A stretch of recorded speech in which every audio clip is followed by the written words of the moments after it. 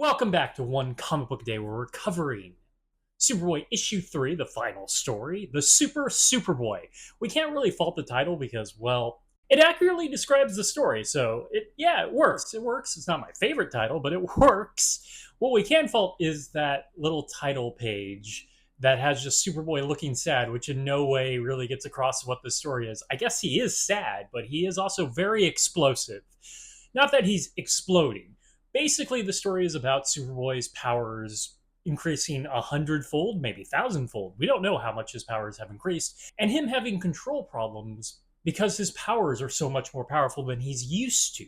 So a lot of it just kind of like comedy moments where Superboy is trying to do something and he like overshoots his problem, or he basically just destroys something with a blink of his eyes. Okay, not that far, but that would have been a lot of fun.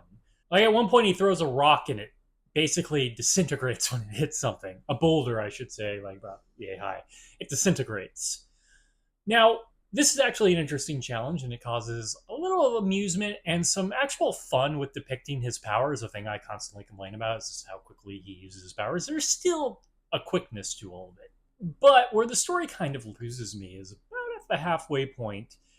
We kind of switch gears. For the first part of the story, he's after what I believe were the same two criminals over and over again until they just seemingly get away. Superboy's just so defeated that he never goes back to try to capture them unless they were just waiting outside the hole he created.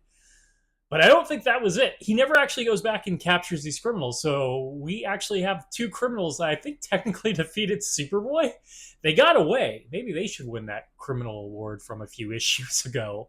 And then it switches to Lana trying to prove Clark Kent is Superboy because, well, he can't really hide his powers very well.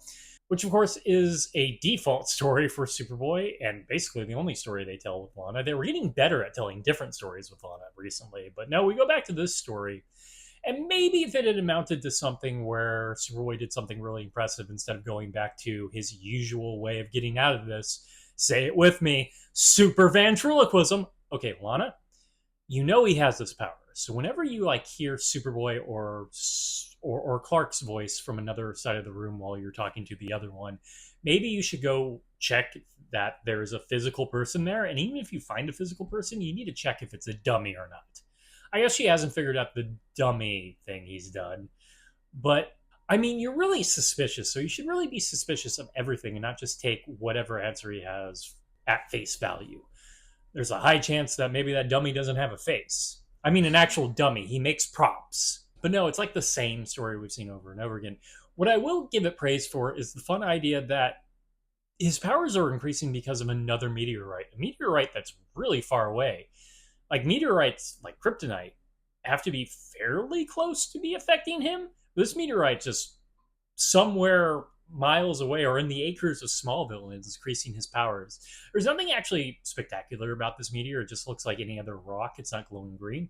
But to fix things is he goes and gets a big rock of Kryptonite, the exact same size of Kryptonite, oddly enough, and holds both of them until he's able to get rid of both of them. I said both of them a lot in that sentence, but he takes them to sort of mellow out his power. They cross each other out. He crosses each other out, and that's actually a clever solution for this meteor problem. I kind of wish that we had seen this opposite of Kryptonite power come back.